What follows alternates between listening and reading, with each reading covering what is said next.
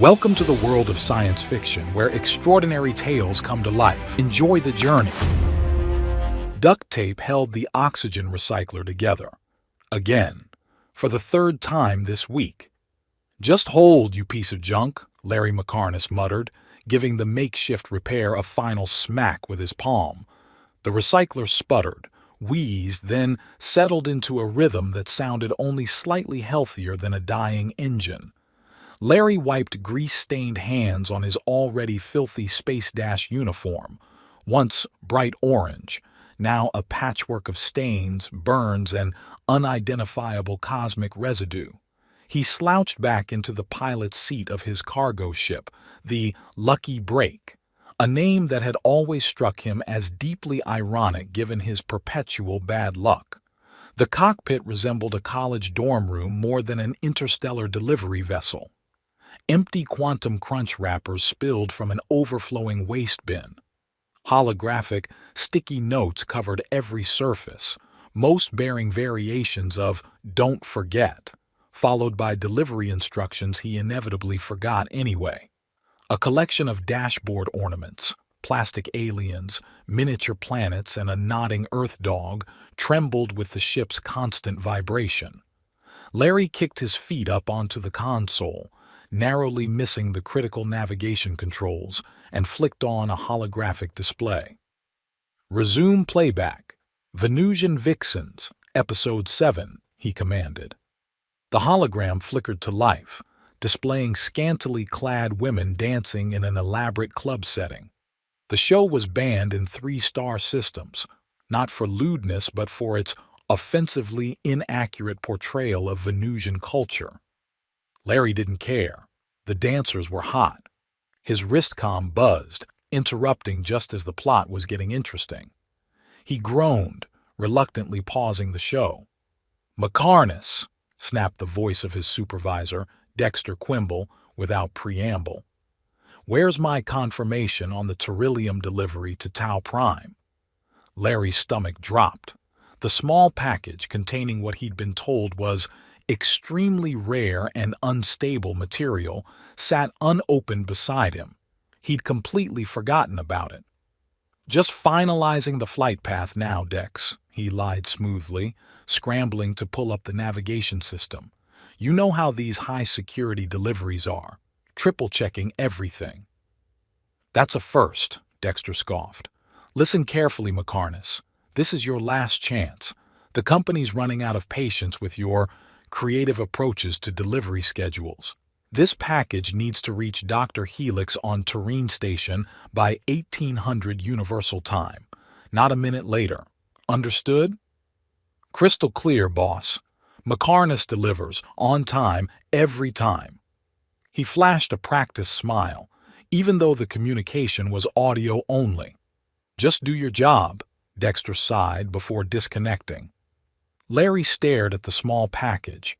It was sealed in black material that seemed to absorb light, with a biometric lock that would only open for the intended recipient. Corporate secrets, government tech, or illegal contraband. He never knew and never asked. Space Dash paid better than most legitimate courier services, and Larry needed the credits. With a heavy sigh, he pulled up the navigation console and punched in the coordinates for Turin Station. Or at least, he thought he did. His fingers, still slippery from the recycler repair, slid across several keys at once. The ship's AI chimed pleasantly. "Coordinates accepted. Preparing for hyperspace jump in 30 seconds. Larry leaned back, already reaching for his paused show. "Resume playback," he commanded, ripping open a fresh bag of stellar puffs. The ship shuddered as the hyperdrive engaged.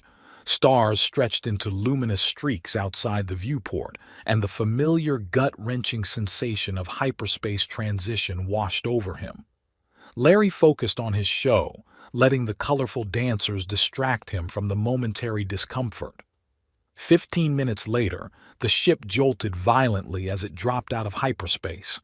Larry was thrown forward, his face plunging into the bag of stellar puffs. He emerged, sputtering and covered in neon-colored crumbs. "What the hell?" he muttered, wiping his face. According to the navigation display, they'd arrived at their destination. But the view outside his viewport was definitely not Tureen Station. Instead, a planet loomed below, unfamiliar, mostly purple and gold in coloration, with 3 small moons orbiting in a tight formation. The planet wasn't in any standard shipping route he knew. "Computer, where are we?" Larry demanded, panic rising in his throat. "You have arrived at your requested destination," the AI responded cheerfully. "This isn't Tureen Station." "Correct. You have arrived at coordinates 876 334 991, Kashar Anubis system." Larry groaned, slamming his head against the console. "Kashar what? That wasn't even close to what I entered." The ship's scanners beeped, indicating a suitable landing zone and, surprisingly, an atmosphere compatible with human physiology. At least he wouldn't need a pressure suit. Small victories. Perfect. Just perfect. Larry checked his chronometer.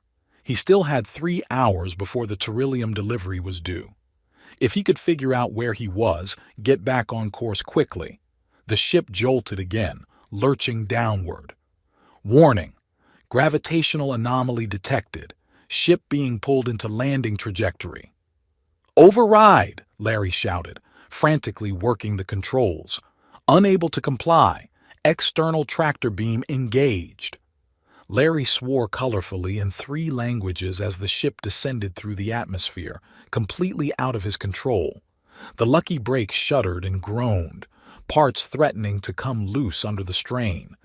Someone on the planet had them in a tractor lock, and they weren't being gentle about it. The ship broke through cloud cover, revealing a sprawling, ancient-looking city below. The architecture was an unsettling blend of ultra-advanced technology and what appeared to be primitive stone structures. Spires of black material rose hundreds of meters into the sky, while energy fields pulsed between them in complex patterns. The tractor beam guided, or rather, forced, the ship toward an open plaza near what looked like a massive temple complex. Larry gripped his seat as the landing gear automatically deployed, and the ship settled with a graceless thud onto the stone surface. "Landing complete," the AI announced cheerfully. "Local atmospheric conditions. Breathable. 78% nitrogen, 21% oxygen, trace elements within acceptable parameters. Local temperature, 24 degrees Celsius. Local time equivalent, approaching dusk." "At least I won't suffocate," Larry muttered. "Computer, run a scan for intelligent life forms." Scanning.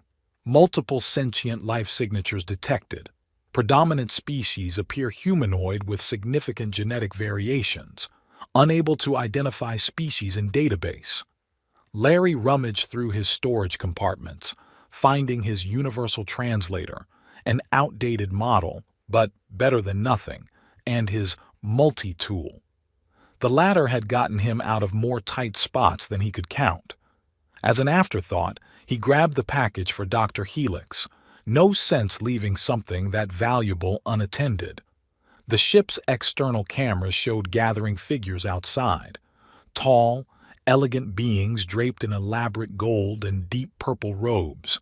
Their skin tones ranged from alabaster white to deep ochre, but none appeared to match standard human coloration. "Great," Larry sighed. "Unauthorized landing on an unregistered planet populated by an unknown species. Just another Tuesday." He ran fingers through his disheveled brown hair, straightened his stained uniform, and strapped on his equipment belt. With a deep breath, he lowered the ship's ramp and stepped out into the alien air. The plaza was enormous, paved with polished black stone that seemed to swallow light rather than reflect it. The air smelled of unfamiliar spices and ozone, like the aftermath of a lightning strike. A crowd had gathered at a respectful distance from his ship, at least 50 beings in ceremonial attire. What caught Larry's attention, however, wasn't the crowd, but what was happening at the far end of the plaza. A massive structure of black crystalline material rose from the center of the space. It resembled a pillar or altar, surrounded by 12 hooded figures who were chanting in a language that made Larry's translator crackle with interference. Energy patterns danced around the pillar in complex geometric configurations, pulsing in time with the chanting. And chained to the pillar was the most striking woman Larry had ever seen. Her skin was a rich violet hue that seemed to glow with an inner light. Silver hair cascaded down her back, shimmering like liquid mercury in the fading sunlight. Her body, unmistakably feminine despite the alien coloration, was a perfect blend of strength and grace, partially covered by what appeared to be ceremonial garments of white and gold. But it was her eyes that truly captured him, large, luminous, with vertical pupils of molten gold that seemed to bore straight through him from across the plaza. One of the natives approached Larry, bowing slightly. "Outsider," the being spoke in heavily accented Standard Galactic. "You arrive at most sacred time. The ascension of Judy de Anubis approaches completion." Larry barely registered the words. His attention remained fixed on the violet-skinned woman. She appeared distressed, her body straining against the energy chains that bound her to the pillar. "What's going on here?" Larry asked, taking a step toward the ceremony. "What are you doing to her?" The native's expression shifted to something between confusion and offense. "The daughter of House Anubis becomes vessel for Mother Quanta. Most sacred honor." "Looks more like torture from where I'm standing," Larry muttered, advancing further into the plaza. The native called after him, but Larry ignored the warnings. As he approached the central pillar, the chanting grew louder and the energy patterns more frenzied. The air crackled with power that made the hair on Larry's arm stand on end. The woman, Judy, they had called her, turned her head toward him. Her golden eyes widened in what Larry interpreted as a plea for help. The energy chains binding her wrists and ankles pulsed with each syllable of the chanters. "Hey!" Larry called out, his voice echoing across the suddenly silent plaza. "What's going on here? Is she okay with all this?" The hooded figures turned as one, their masked faces revealing nothing of their expressions. One stepped forward, a tall figure holding an ornate staff that hummed with power. "Outsider," the figure's voice boomed, somehow perfectly translated despite its alien cadence. "You profane the ascension with your presence. Depart immediately." Larry's eyes met Judy's again. She spoke, her voice melodic yet urgent. "Kavar nush ete mari," she exclaimed, struggling against her bonds. His translator sputtered, failing to process the language, but Larry, ever the optimist, interpreted her tone as desperation. "Yeah, what she said," Larry replied, stepping closer. "Look, where I come from, chaining up women against pillars isn't exactly a party game." The hooded figures raised their staffs threateningly. "This one is chosen," the leader declared. "The vessel for divinity. Her flesh will house the essence of Mother Quanta." "Did she volunteer for this gig?" Larry asked, hand moving to his multi-tool. The leader seemed baffled by the question. "One does not volunteer for divinity. One is chosen." Larry nodded as if considering this profound statement. Right. And if she doesn't want to be chosen? Inconceivable." "Let me put it this way," Larry continued, edging closer to the pillar. "If I were to, hypothetically speaking, free this lady from these chains, would that be considered, I don't know, a cosmic faux pas?" The leader's stance stiffened. "It would be sacrilege of the highest order. The cycle of 10,000 years would be broken. Chaos would ensue." "Chaos, huh?" Larry mused, now standing directly before the pillar. "I've been told I have a talent for that." Judy stared at him, her expression intense. Up close, her beauty was even more breathtaking. Flawless violet skin that seemed to shimmer with an inner light, features that combined strength and delicacy in impossible harmony. "Tikal nesh voratu," she said softly, her golden eyes boring into his. Larry's translator finally caught up, offering an approximate translation. "You foolish creature, danger imminent." "Danger's my middle name," Larry quipped, despite the growing unease in his stomach.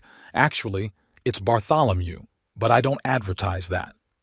In one fluid motion, he activated his multi-tools plasma cutter and sliced through the energy chain binding Judy's right wrist. The effect was instantaneous and catastrophic.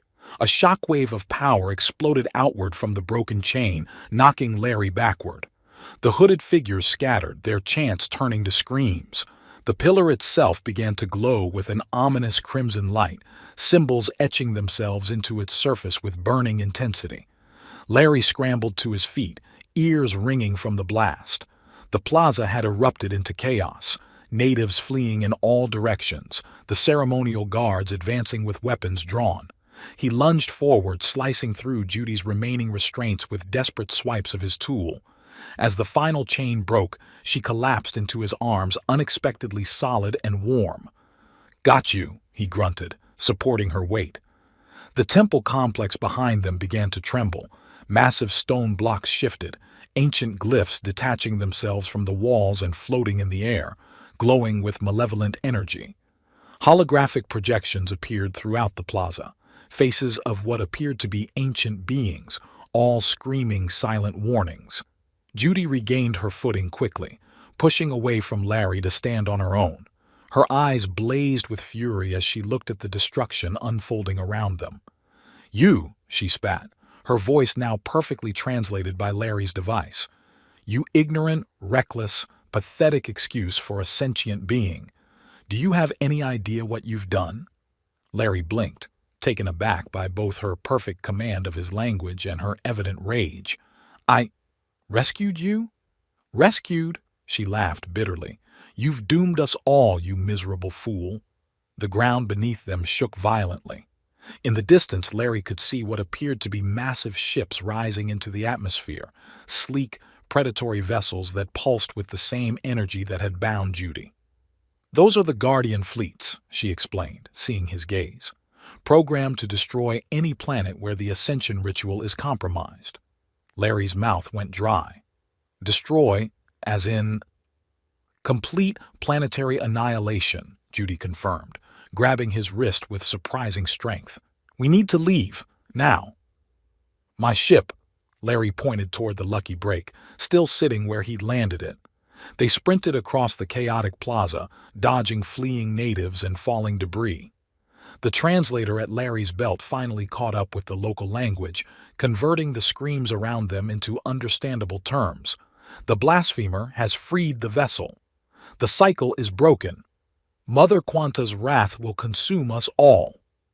They reached the ship just as the first energy beams from the Guardian fleet sliced into the city's outskirts. Larry slammed his palm on the entry scanner, and the ramp lowered with agonizing slowness. Come on," he muttered, pulling Judy aboard as soon as the opening was wide enough. The ramp had barely closed behind them when Larry threw himself into the pilot's seat, frantically initiating the launch sequence. "Computer, emergency takeoff protocol. Emergency takeoff initiated. Warning, local gravitational anomalies detected. Recommend standard." "Override!" Larry shouted, manually firing the thrusters. The ship lurched upward, systems protesting the abrupt ascent. Larry's hands flew across the controls, bypassing safety protocols and pushing the aging vessel's engines beyond recommended limits. Judy secured herself in the co-pilot's seat, her face a mask of controlled fury. "Faster," she commanded. "The Guardian fleet will lock onto any departing vessels once they establish orbital position." "I'm giving her all she's got," Larry grunted, the ship shuddering around them as they punched through the atmosphere. The view screen showed the horrifying spectacle below, massive energy weapons positioning themselves above the planet's major population centers. The black and gold city they'd escaped was already partially in ruins, fires spreading through its ancient structures. "Once we clear the gravity well, I can make a hyperspace jump," Larry explained, sweat beading on his forehead as he pushed the ship's systems to their limits. "To where?" Judy demanded. "There's nowhere in this system safe from the Guardians." "I'm thinking Taurine Station. I've got a delivery there anyway." Judy leaned over and gripped his arm, her fingers digging painfully into his flesh. "Listen to me carefully, delivery boy. Those coordinates would lead us straight back to Anubis territory. Once they realize what's happened, what you've done, every ship in the 16 systems will be hunting us.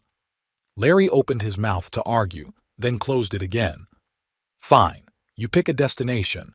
I'm a bit busy trying to outrun planetary destruction here. The ship cleared the upper atmosphere, alarms blaring as the sensors detected multiple ships converging on their position. Incoming vessels, the computer announced. Weapons systems active. Targeting solutions acquired. Quasar Nebula, Judy said firmly. Coordinates 445 772 119. Larry glanced at her, skeptical.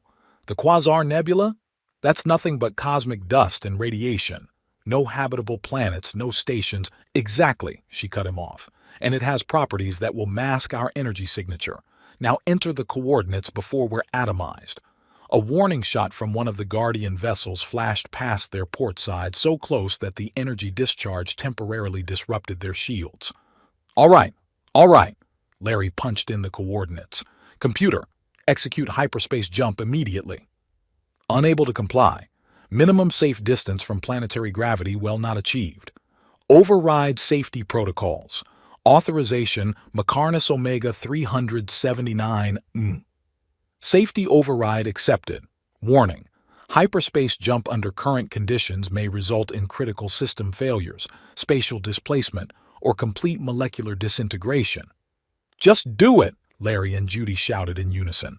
The hyperdrive engaged with a sound like tearing metal.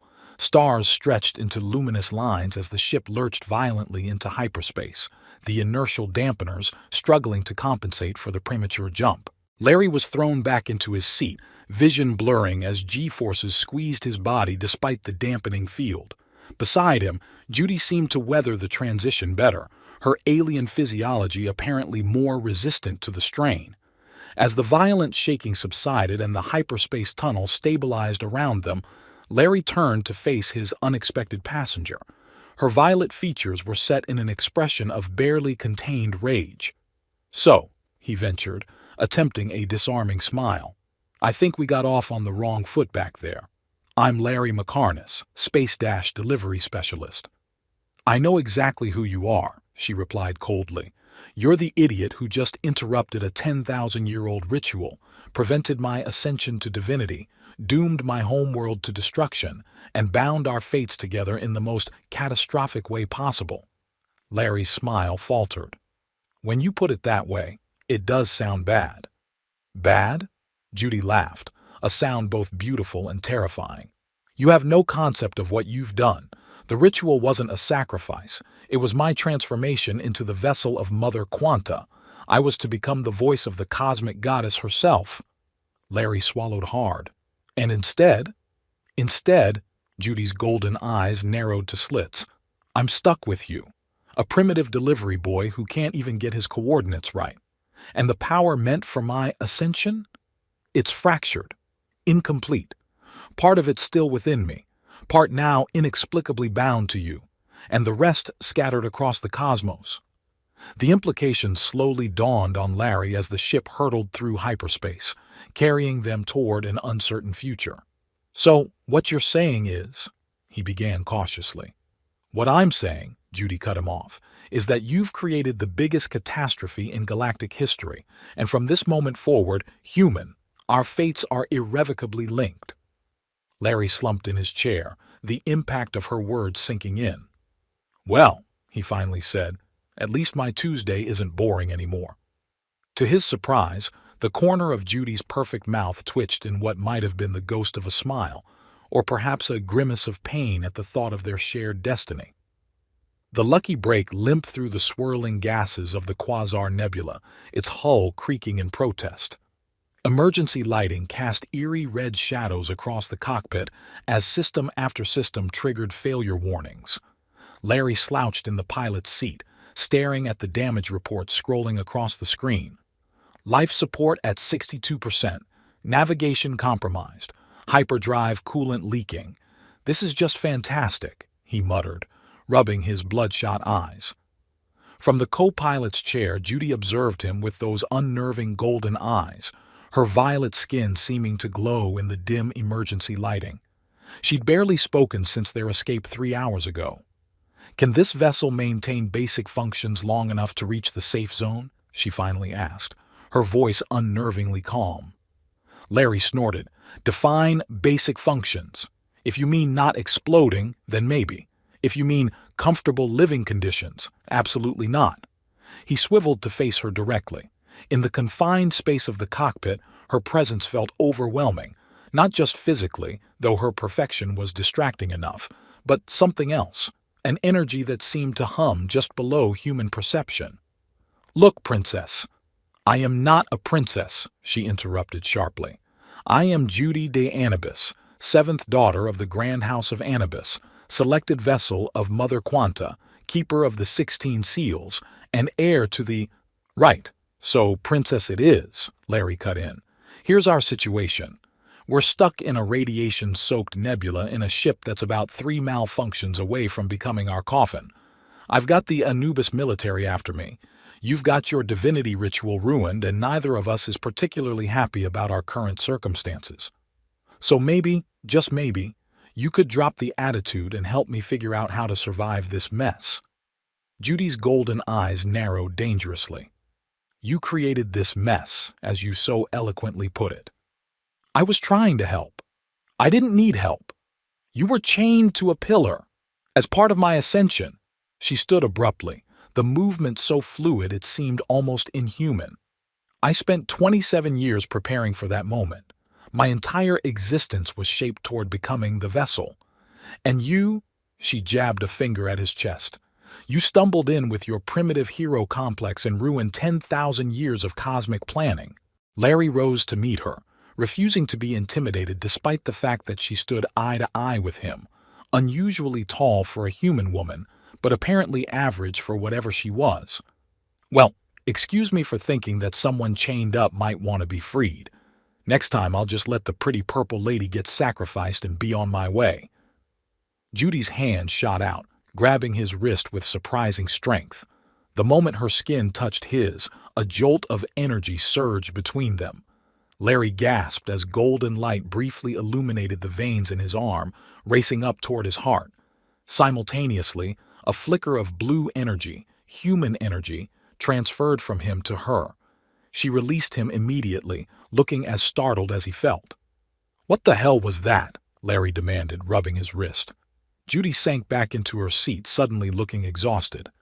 "That," she said quietly, "is our problem." "Care to elaborate?" She fixed him with a penetrating stare. "The ritual you interrupted wasn't just ceremonial. It was metaphysical. The energy of Mother Quanta was already flowing into me, restructuring my very essence to become a suitable vessel. When you broke the chains—" She paused, seeming to search for words a human could understand. "Imagine a dam breaking. The energy had nowhere to go, so it scattered. Most dispersed into the cosmos, but some—" "Some what?" "Some implanted itself in you," she concluded. "The nearest living vessel. A completely incompatible, woefully unprepared human vessel." Larry slumped back into his chair. "So what you're saying is, I've got some cosmic goddess energy in me? Like I'm part divine now?" "More like cosmically contaminated," Judy corrected. "And I'm incomplete. The transformation was meant to be total. Now I'm caught between states, neither fully divine nor wholly what I was before." The ship lurched suddenly, throwing them both forward.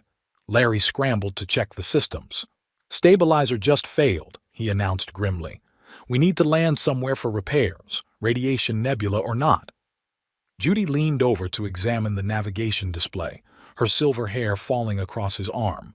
The contact sent another small jolt between them, though less intense than before.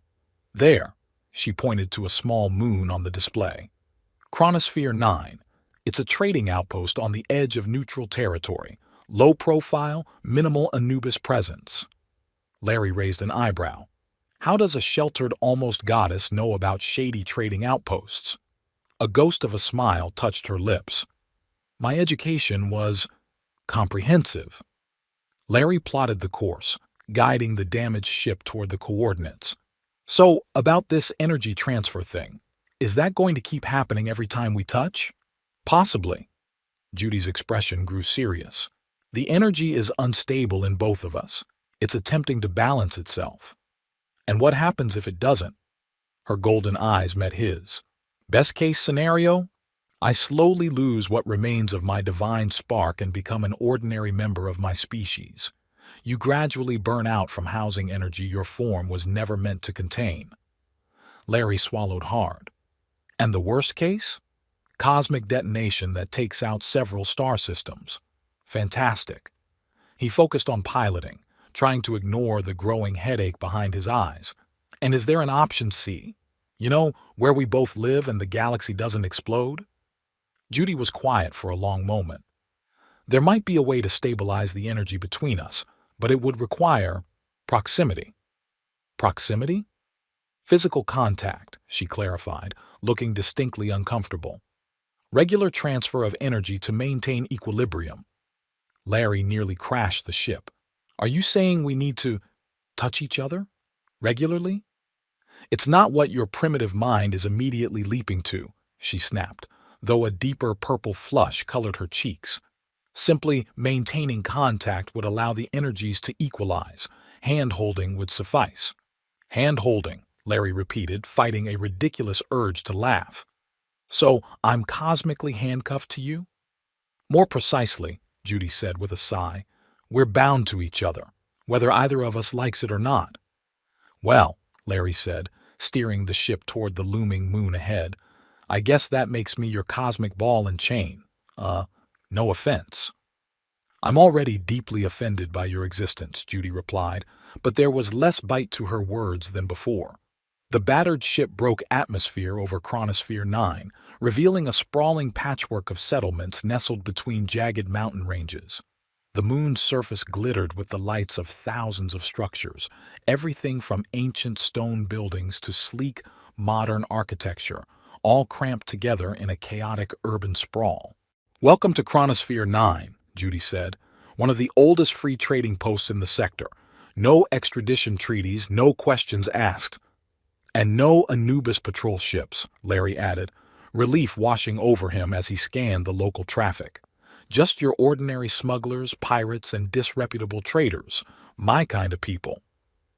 Judy rolled her eyes. Charming.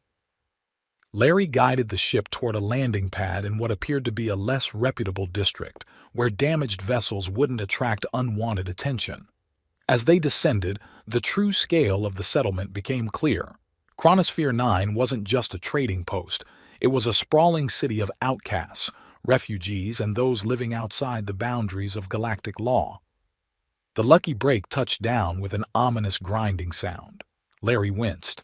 Yeah, we're not leaving until this gets fixed, he muttered, powering down the remaining systems. And repairs won't be cheap. Judy stood, straightening the simple jumpsuit she'd found in the ship's storage. It was several sizes too large for her frame, cinched at the waist with a piece of cable, but somehow she made it look elegant. Credits won't be an issue, she said confidently. Larry raised an eyebrow. You've got a secret stash of cosmic goddess money I don't know about? Better. She reached up and removed what Larry had assumed was a decorative hairpin, a small, intricately designed piece of metal that gleamed with an inner light.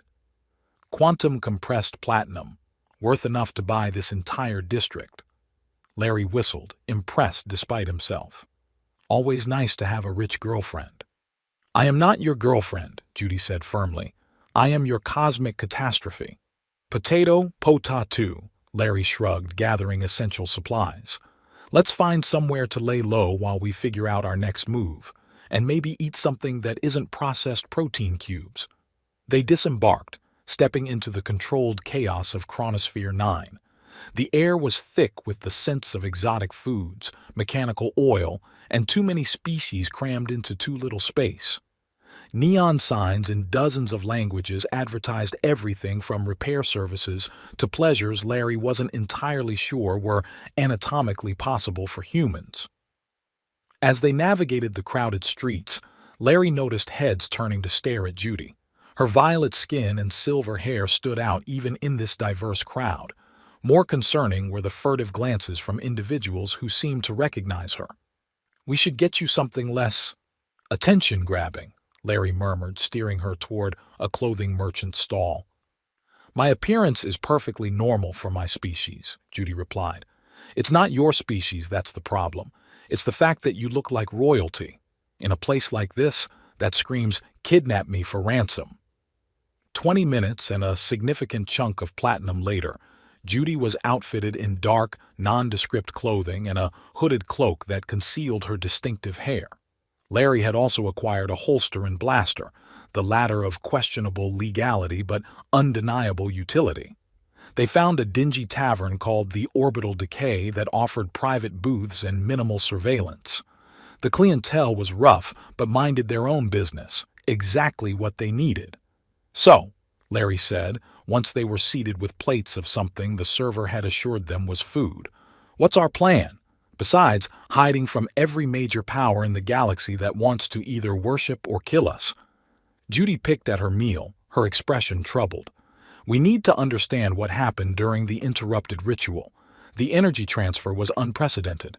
There might be records in the archive of Quanta that could help us stabilize our condition. Great. Where's that? In the central temple complex on Kashara Nubis.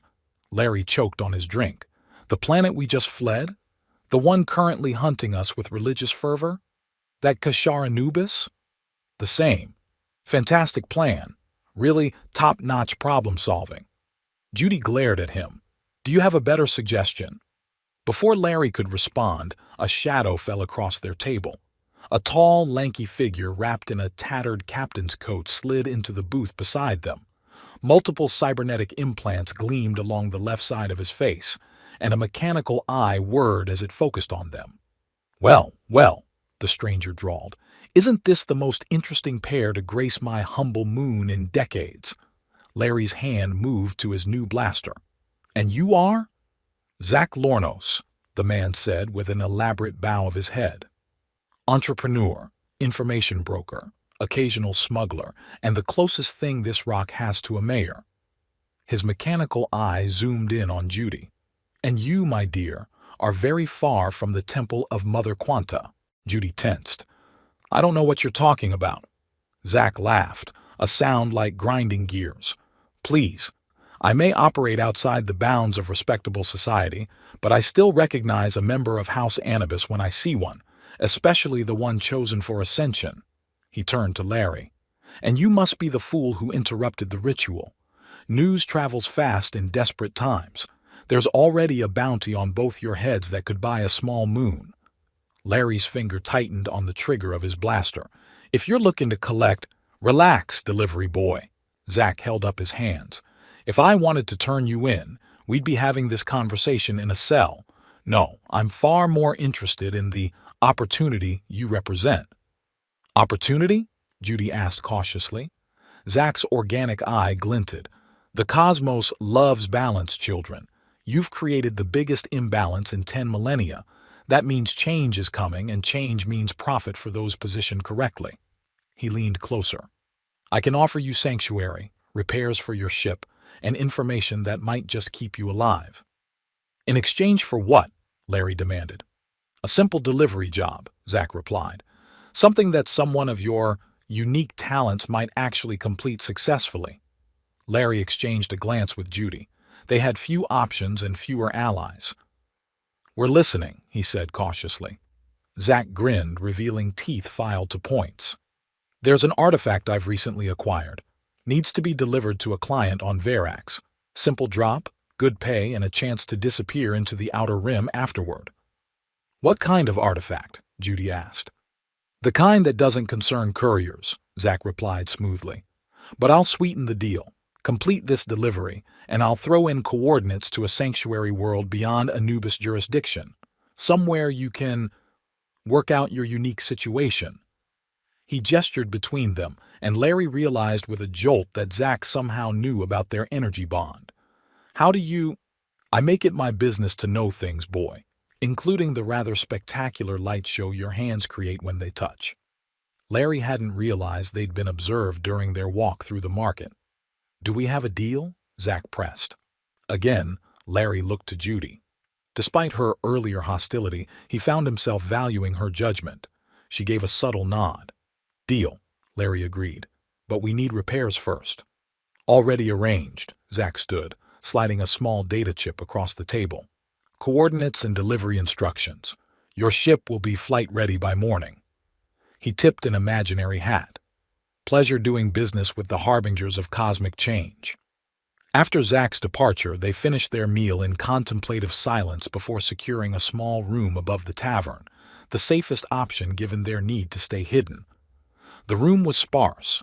One narrow bed, a wash basin, and a window overlooking the busy street below. "I'll take the floor," Larry offered, already gathering spare blankets. Judy shook her head. "That won't work."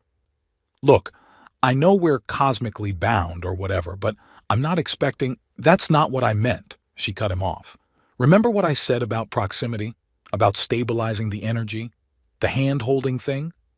"Yes." Judy looked uncomfortable. "During sleep is when the energies become most unstable. We need to maintain contact or boom," Larry guessed. "Essentially." Larry stared at the narrow bed.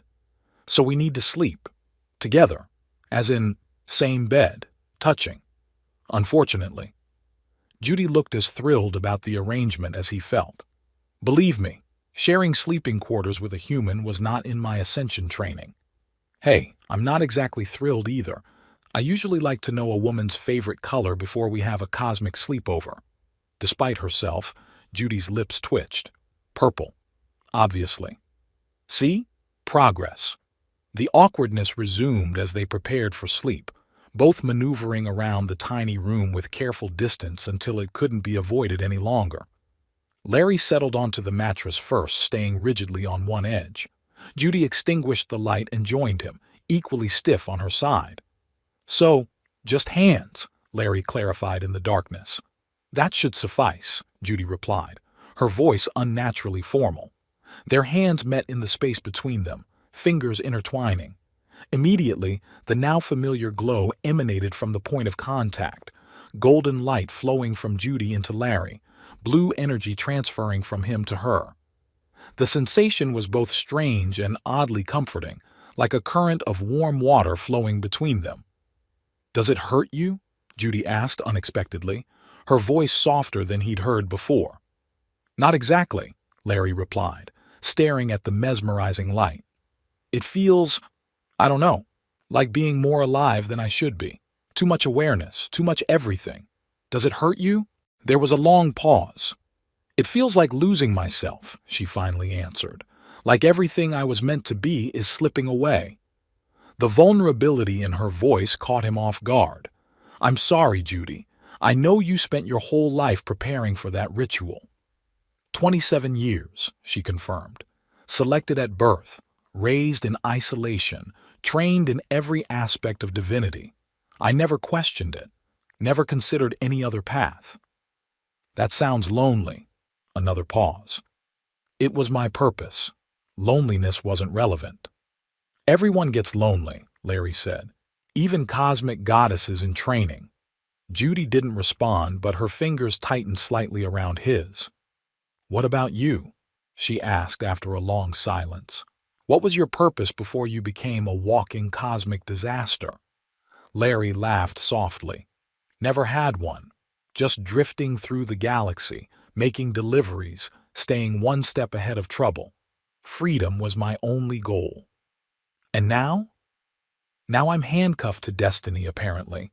The universe has a weird sense of humor." The glow between their hands had stabilized, pulsing gently with their heartbeats. Larry found himself relaxing, the constant headache he'd experienced since the ritual finally easing. "We should sleep," Judy murmured, sounding drowsy herself. "Long day tomorrow." "Yeah," Larry agreed, his eyelids growing heavy. "Good night, princess." "I'm not a princess," she mumbled, but without her usual sharpness. "Cosmic catastrophe, then." "Better." Larry drifted toward sleep, still holding her hand, aware of her warmth beside him. His last conscious thought was that, for a disaster of universe-ending proportions, this wasn't entirely terrible. Larry woke to find Judy in his arms, their cautious distance gone. She quickly pulled away, blaming the energy transfer. As they prepared to leave, she revealed a chilling truth. Ascension wasn't divine, but erasure. She had discovered it too late to escape, resigned to her fate until Larry unknowingly saved her life. Their ship was soon intercepted by Anubis forces, tracking them through their unstable energy bond. With no way to outrun them, they launched a decoy escape pod while slipping away unnoticed. In the aftermath, Judy opened Zach's package, a memory core containing the consciousness of the last vessel, proof that Ascension was a lie. As they jumped to Verax, the bond between them flared again. This time, neither ignored it. Verax glittered like a diseased jewel beneath them, a planet of contradictions where soaring crystalline spires rose from fetid swamplands, and the most advanced technology coexisted with primitive superstition. Larry guided the lucky break toward the designated landing coordinates, a private docking bay on the outskirts of the capital city, Nexus Point. "Charming place," he muttered, eyeing the atmospheric readings. Methane levels that would kill us in minutes, acid rain, and, bonus, apparently it's monsoon season. Judy stood behind him, her violet fingers lightly resting on the back of his chair. The memory core sat secured in its container on her lap, occasionally pulsing with an inner light that matched the rhythm of her heartbeat. "Verax exists in a state of perpetual decay and rebirth," she explained. "The native species evolved to thrive in conditions that would be toxic to most life forms. That's why it's the perfect meeting ground for those who wish to remain unnoticed." Larry snorted. "Great. So, we're meeting Zach's mysterious client in the galaxy's most notorious hellhole. What could possibly go wrong?" Their approach triggered an automated landing sequence, guiding the ship into a pressurized hangar that sealed behind them with a series of heavy metallic clangs. Atmosphere scrubbers hummed to life, clearing the poisonous exterior air from the enclosed space. "Environmental analysis complete," the ship's computer announced. "External atmosphere now compatible with human respiration. Caution advised. Trace contaminants detected. Meaning we can breathe but might grow an extra limb." Larry grabbed his blaster and the small pack of supplies they'd prepared. "Keep that core close, and stay alert." Judy nodded, securing the artifact inside her jacket. "The client will be expecting Zach himself, not us. We should proceed with caution." They disembarked into the hangar, a cavernous space illuminated by flickering blue-green bioluminescent panels. Their footsteps echoed on the metal floor, the only sound besides the constant hum of air purifiers. "Anyone home?" Larry called out, his voice bouncing back from the distant walls. A door slid open at the far end of the hangar. A tall, willowy figure emerged, clearly not native to Verax, with pale skin that seemed to glow faintly in the dim light and eyes that were completely black, without iris or pupil. "You are not Zach Lornos," the being stated, its voice melodic yet emotionless. "Astute observation," Larry quipped, his hand hovering near his blaster. "We're making the delivery on his behalf." The being tilted its head, those unsettling black eyes focused on Judy. "You are Anubis, vessel candidate." It wasn't a question. Judy stepped forward. "I am Judy de Anubis, yes." Unexpected development. The being seemed to consider this information. "Follow. The Keeper awaits." Without waiting for their response, it turned and glided back through the doorway. Larry and Judy exchanged glances. "The Keeper," Larry whispered. "That doesn't sound ominous at all." "We've come this far," Judy replied, her golden eyes reflecting determination. "Let's see this through." They followed their guide through a series of corridors that transitioned from industrial metal to something far more ancient, stone walls carved with intricate glyphs that Larry recognized as similar to those from the temple where he'd first met Judy. The air grew warmer, infused with unfamiliar spices and the faint scent of ozone. The corridor opened into a vast chamber that defied the building's exterior dimensions. Vaulted ceilings stretched impossibly high, supported by columns of swirling, translucent material that seemed to contain galaxies within them. At the center of the room stood a dais, and upon it, a being unlike any Larry had ever encountered. The Keeper appeared humanoid in basic form, but there the similarities ended. Its skin shifted constantly between various states of matter, solid one moment, vapor-like the next. Where a face should be, there was only a swirling vortex of light and energy. When it spoke, the voice seemed to emanate from everywhere at once. "The broken vessel and her catalyst arrive," it said, the words reverberating through Larry's skull rather than his ears. "With the lost memory, the cycle fractures further." Judy stepped forward, her posture reflecting the formal training of her upbringing. "We were sent by Zach Lornos to deliver this artifact to you." She removed the memory core from her jacket. "Though I believe we deserve an explanation as to its nature and purpose." The Keeper's form rippled. "Explanations are luxuries of linear beings, but you are no longer entirely linear, are you?" Its focus shifted to Larry. "Nor are you merely human anymore, Courier." Larry felt a chill race up his spine. "How do you know who we are?" "I have witnessed 10,000 cycles of the quanta. I have seen the vessel ascend and the catalyst perish, time after time after time." The Keeper's form contracted slightly. "Until now. Until you broke the pattern." Larry stepped closer to Judy, instinctively protective. "What exactly is a catalyst?" "You are," the Keeper stated simply. "The counterbalance, the anchor, the necessary sacrifice for the vessel's ascension." It gestured toward Larry with an appendage that formed and dissolved in the same moment. "In every cycle, a catalyst emerges, one who shares the burden of divine energy temporarily before being consumed by it. It is cosmic efficiency. The catalyst's death fuels the final transformation of the vessel." Judy's face paled to a lighter shade of violet. "You're saying Larry was destined to die? That his intervention wasn't random?" "There are no random events in the cycle," the Keeper confirmed. "Only variations in execution. The catalyst always appears. The vessel always ascends. The catalyst always perishes. The pattern repeats." Larry felt his mouth go dry. "Well, I'm not dead yet, so something's clearly different this time." "Yes." The Keeper's form expanded with apparent excitement. "For the first time in 10,000 cycles, the catalyst survives the initial energy transfer. For the first time, the vessel remains incomplete, a fascinating deviation." Judy held up the memory core. "And this? What role does it play?" "Ah." The Keeper's tone changed, becoming almost reverent. "That is the preserved consciousness of the previous vessel, the complete record of a transformed being. It should not exist. It was created by one who sought to break the cycle." "Zach," Larry realized. "He's more than just a smuggler or information broker." "Indeed," the Keeper agreed. "Zachariel Lornos was once a catalyst, like you.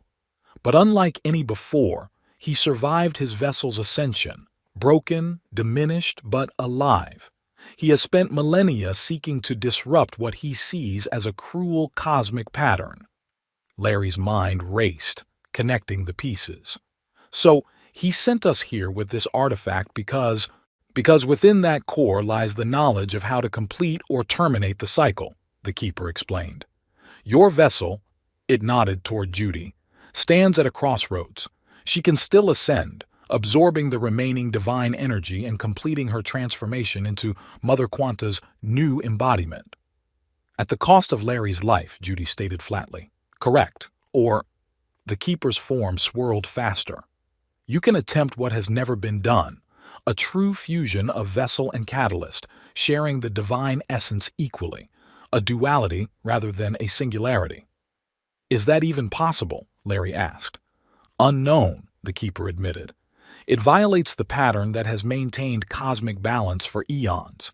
It could stabilize your condition permanently, or it could shatter reality itself. Always with the dramatic stakes, Larry muttered. There's a third option, the Keeper continued. Terminate the cycle entirely.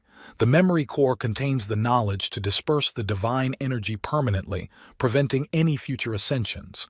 The power of Mother Quanta would disperse across the cosmos, never to coalesce again. Judy gasped. That would end the line of vessels forever. And throw the galaxy into chaos, the Keeper confirmed. For countless millennia, Mother Quanta's power has maintained certain cosmic constants, preventing wars, stabilizing dimensional boundaries, guiding evolutionary paths. Without that influence, entropy takes over, Judy finished, her scientific training evident. Systems collapse. Order descends into chaos. Larry paced, processing this information. So our options are, Judy becomes a goddess and I die. We try something never done before that might destroy reality, or we break the whole system and potentially doom the galaxy. Fantastic menu of choices. Before anyone could respond, alarms blared throughout the chamber. The Keeper's form contracted in apparent distress. They have found you, it announced. The Guardians approach. The High House of Anubis comes to reclaim their vessel and eliminate the catalyst. How? Larry demanded. We lost them at the pulsar. The memory core, Judy realized, looking down at the artifact in her hands. It's not just a record, it's a beacon. It's been transmitting our location since we activated it. The chamber shuddered as something massive impacted the structure above them. Dust and small fragments of stone rained down from the impossibly high ceiling. You must decide, the Keeper urged. The cycle must be completed or broken before they reach you. The memory core will guide you. Place it in the central receptacle. It indicated an altar-like structure behind the dais, featuring a depression that matched the dimensions of the core perfectly. Judy clutched the artifact tighter, her golden eyes meeting Larry's. What do we do? For once, Larry had no quick retort, no flippant remark. The weight of their decision pressed down on him harder than the approaching threat of the Anubis forces. Another impact rocked the chamber, this one stronger. A crack appeared in one of the galaxy-containing columns. We need to move, Larry urged, taking Judy's arm. Whatever we decide, we can't let them take you back to be some sacrificial goddess vessel. They raced toward the altar, the sound of energy weapons and shouts growing closer. The Keeper's form began to dissolve, its voice fading. I have maintained neutrality for 10,000 cycles, it said. But I confess, I am curious to see what happens when the pattern breaks. Choose well, catalyst and vessel. With that, the enigmatic being vanished completely, leaving Larry and Judy alone with the memory core and an impossible decision. Judy placed the artifact in the receptacle. It fit perfectly and immediately began to glow brighter, projecting a holographic display of swirling symbols and images above the altar. I can read this, she murmured, her fingers tracing patterns in the air. It's the complete record of the previous vessel's transformation and what came after. Larry kept his blaster trained on the entrance while Judy worked. Anything useful? Preferably information that keeps us both alive and the universe intact? It's extraordinary, Judy breathed. The previous vessel, she discovered that the binary nature of vessel and catalyst wasn't a flaw in the system, but its original design. The first Mother Quanta was a unified consciousness in two bodies, maintaining perfect balance. So, what changed? The High House of Anubis, Judy's voice hardened. My ancestors. They discovered that by eliminating the catalyst and channeling all divine energy into a single vessel, they could control the power of Mother Quanta directly. They corrupted the process, turning a balanced duality into a controlled singularity. The doors at the far end of the chamber burst open.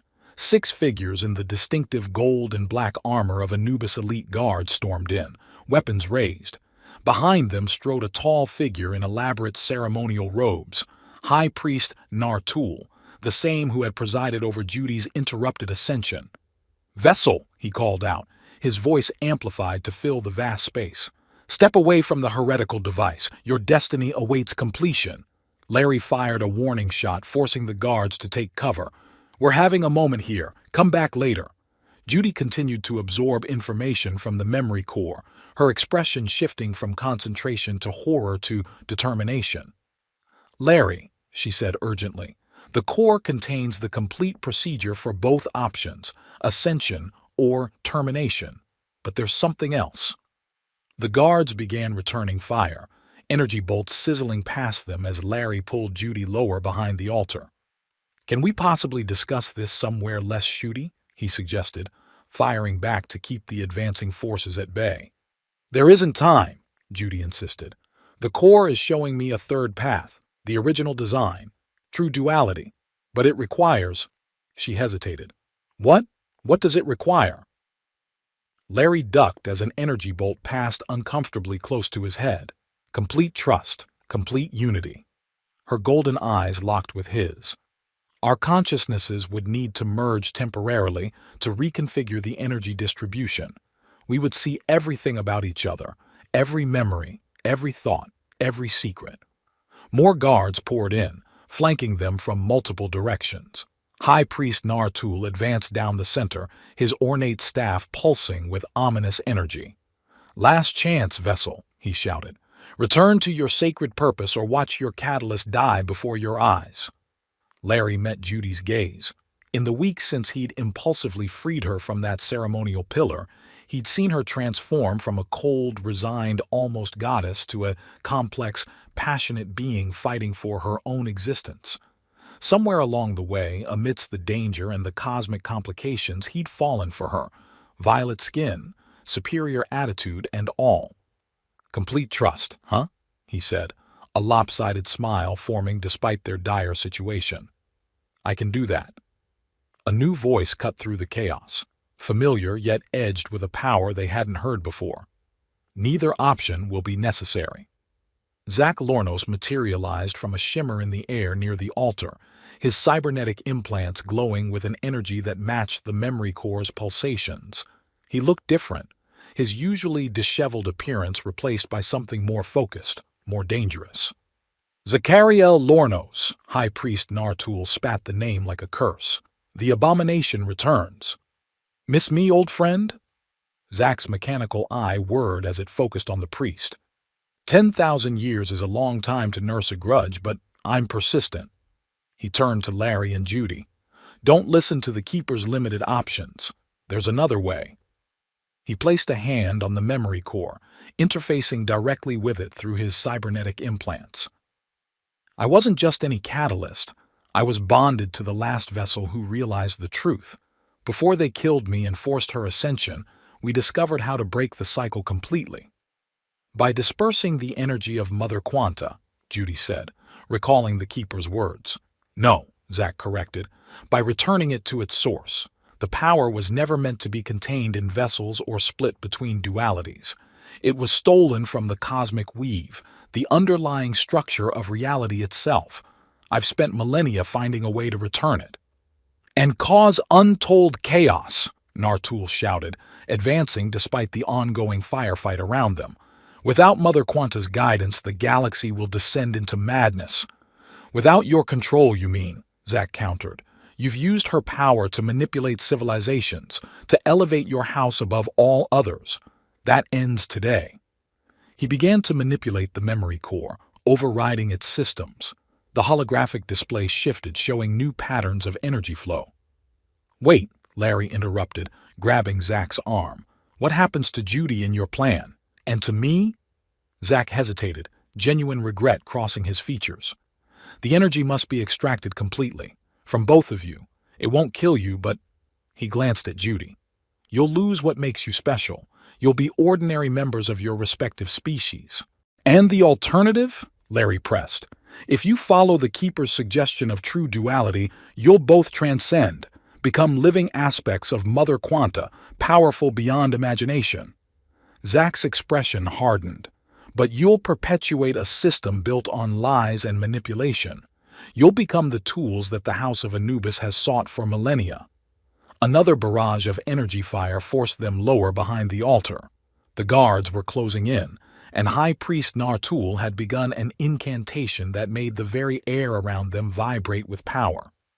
"We need to decide," Judy said urgently. "Now." Larry looked from her to Zack, weighing impossible options with incomplete information. The story of his life, really, but with significantly higher stakes. "I need to know one thing first," he said to Zack. "If we return this energy to the cosmic weave or whatever, does the House of Anubis lose their power?" Zack nodded grimly. "Completely. Their authority is built on their connection to Mother Quanta. Without her, they're just another noble house." "And Judy? Will she be free of them?" "Yes," Zack confirmed. "They would have no claim on her." Larry turned to Judy. "It's your life that's been controlled by this system. Your future they planned. What do you want?" Judy's golden eyes reflected the chaotic energy swirling around them. For a moment she looked lost, the programming of her upbringing warring with her newly discovered desire for self-determination. "I want," she began, then straightened her shoulders. "I want freedom. Real freedom, not just trading one form of power for another." That was all Larry needed to hear. "Zack, do it. Return the energy to wherever it came from."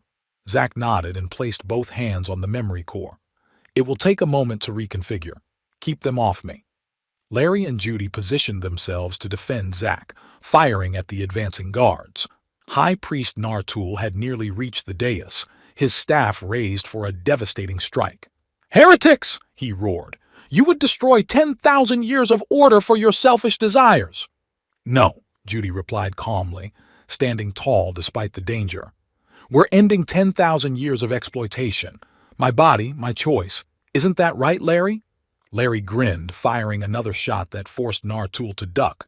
"Couldn't have said it better myself, Princess." The memory core began to pulse more rapidly, its glow intensifying. Zack's cybernetics illuminated with the same frequency, creating a feedback loop of increasing power. "It's working!" he shouted over the growing roar of energy. "The core is accessing the divine spark in both of you. When I activate the final sequence, all Mother Quanta's energy will be drawn out and returned to the cosmic weave." "Will it hurt?" Larry couldn't help asking. Zack's mechanical smile was not reassuring. "Intensely, but temporarily." "Of course it will," Larry muttered. High Priest Nartul made a final, desperate lunge toward them, his staff aimed directly at Zack. "You will not undo our legacy." Larry intercepted him, grappling with the much larger man. The priest's staff connected with Larry's shoulder, sending agonizing energy coursing through his body. He screamed but maintained his grip, preventing Nartul from reaching Zack or Judy. "Now, Zack!" Judy shouted, seeing Larry's distress. "Do it now!" Zack slammed his fist down on the memory core. The artifact's surface cracked, releasing a blinding surge of light that engulfed the entire chamber. Larry felt an excruciating pull from deep within his being, as if something essential was being torn from every cell in his body. Beside him, Judy arched in pain, golden light streaming from her eyes and mouth as the divine energy was extracted. Their hands found each other instinctively, fingers interlocking as they endured the agony together. The room filled with screams, not just theirs, but those of Nartul and his guards as they too were affected by the massive energy displacement. The very fabric of reality seemed to ripple around them, solid matter becoming momentarily translucent. Through the pain, Larry became aware of something unexpected, a connection forming between his mind and Judy's. Not the physical energy bond they'd experienced before, but something deeper, more fundamental. As the divine power was stripped away, it left behind an impression, a psychic link born from their shared experience. In a flash of awareness, he saw her completely. Her childhood in isolation, the rigorous training, the moment she discovered the truth about ascension, her terror and resignation, and finally, the shock of hope when he had freed her. He felt her growing feelings for him, complicated by duty and cosmic responsibility. And he knew she was experiencing the same insight into him, his lonely childhood, his deliberate underachievement as a shield against failure, his wandering through life without purpose until the moment he saw her chained to that pillar. The extraction reached its peak, their bodies glowing so brightly they were barely visible as distinct forms. Then, with a final, reality-shaking pulse, the energy shot upward, piercing through the ceiling of the chamber and beyond, disappearing into the cosmos.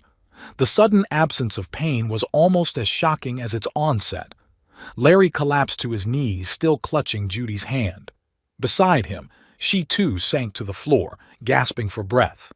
Around them, the Anubis guards lay unconscious, their connection to the divine energy having been far less direct but still traumatic when severed. Only Zack remained standing, his cybernetic system smoking but functional. The memory core before him was now a shattered husk, its purpose fulfilled. "It's done," he announced, his voice hoarse. "Mother Quanta's power has returned to the cosmic weave. The cycle is broken forever." Larry looked at Judy, almost afraid of what he might see. Would she be diminished somehow? Ordinary? But the woman who looked back at him was anything but ordinary. Her violet skin still glowed with vitality. Her silver hair still shimmered in the fading light. Her golden eyes, however, had changed, the vertical pupils now rounded, more human. "How do you feel?" he asked, his voice barely a whisper.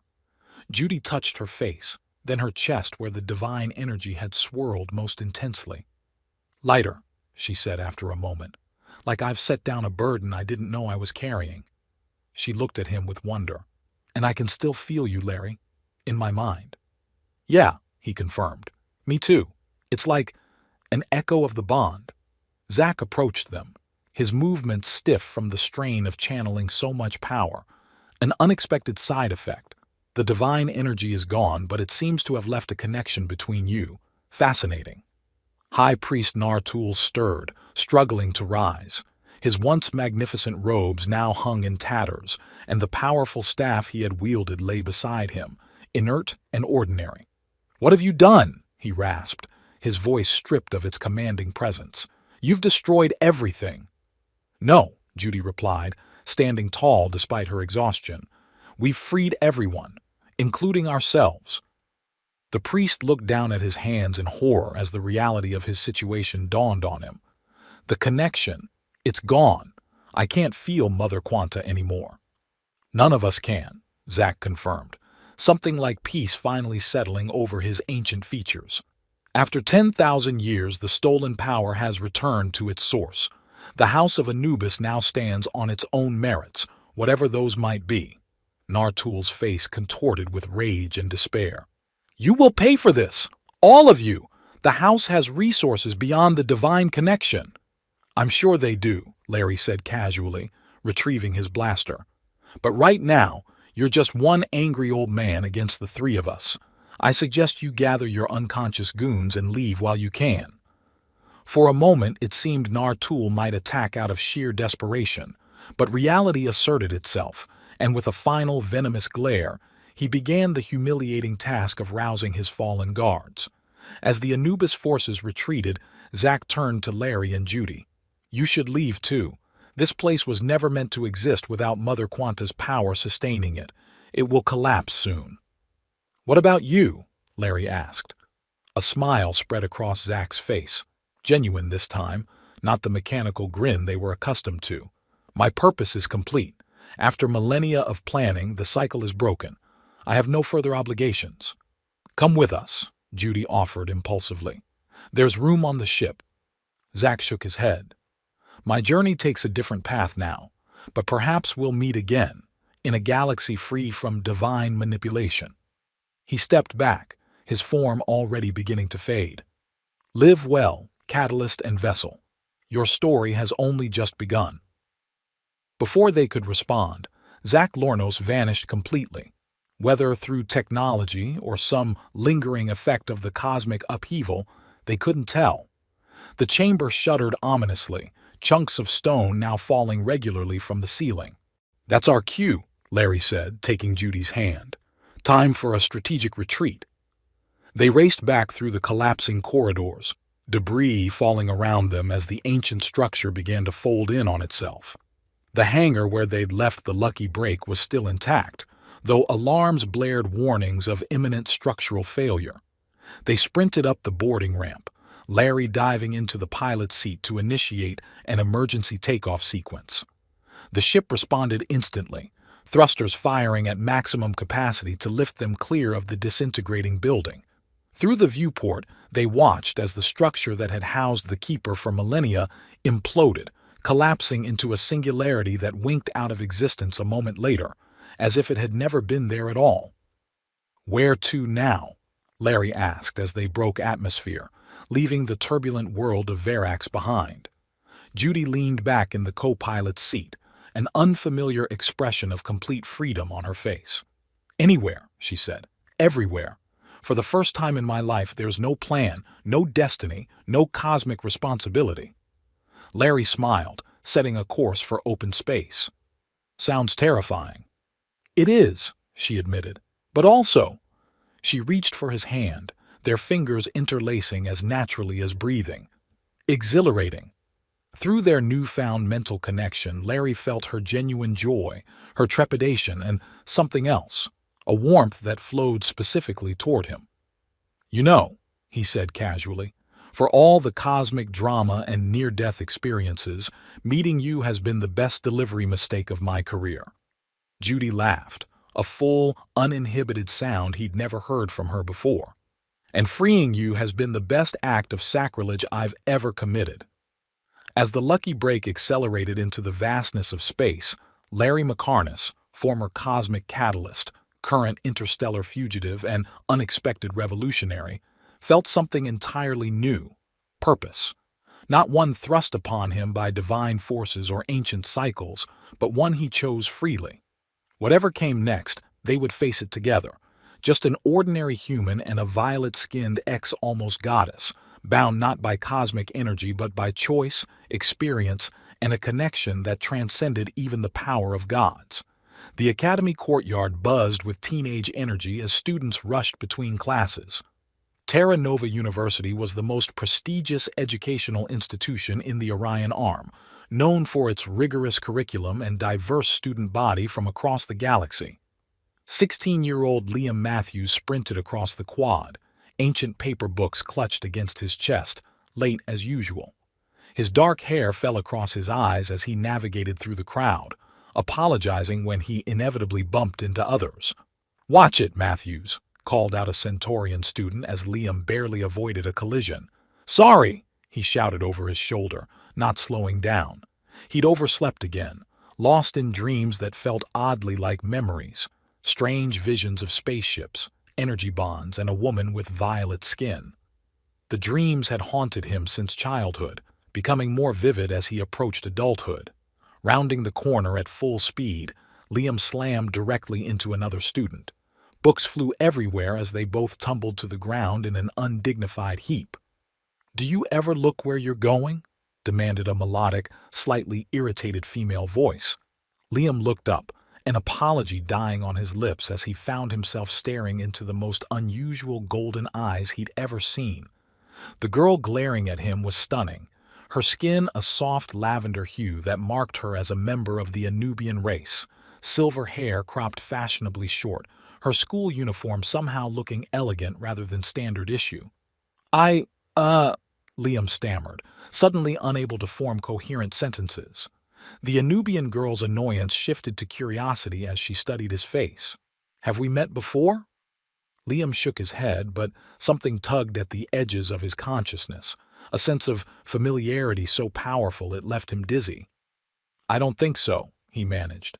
"I'm Liam Matthews. Liam Matthews." He winced at his awkwardness. "Julia Anaris," she replied, gathering her scattered belongings, "astronomy and quantum physics." "Ancient history and myth," Liam said, helping collect her books. Their hands brushed as they reached for the same datapad, and a small spark, like static electricity but warmer, jumped between them. They both jerked back in surprise.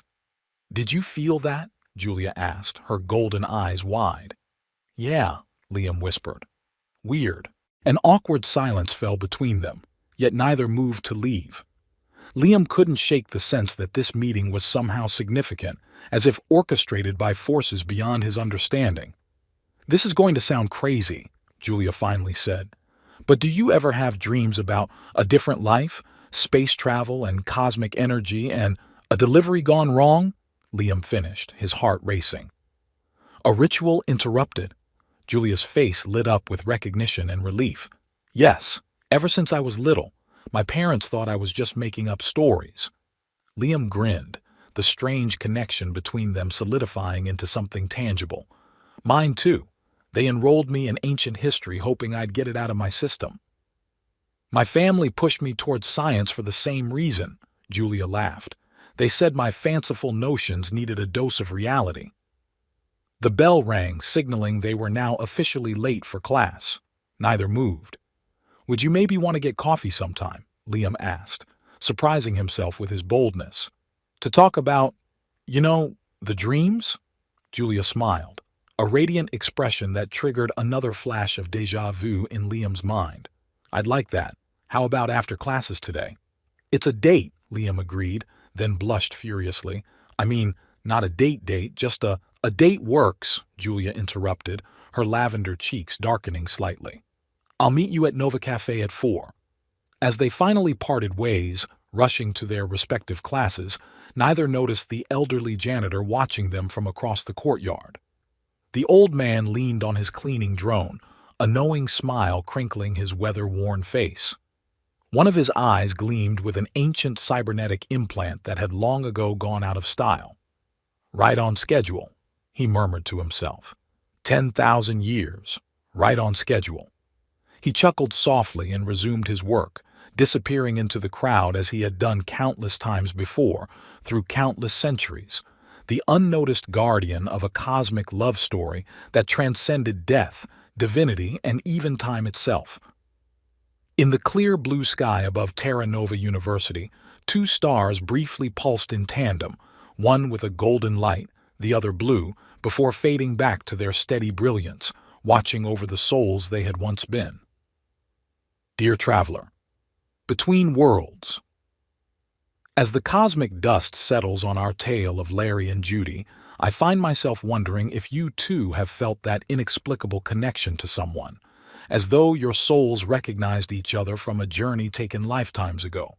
Perhaps that's the true magic woven through the universe, not divine power or ancient rituals, but the persistence of connection across the vast expanse of time. Some say stories never truly end. They merely pause, waiting for the right moment to continue their orbit through the cosmos.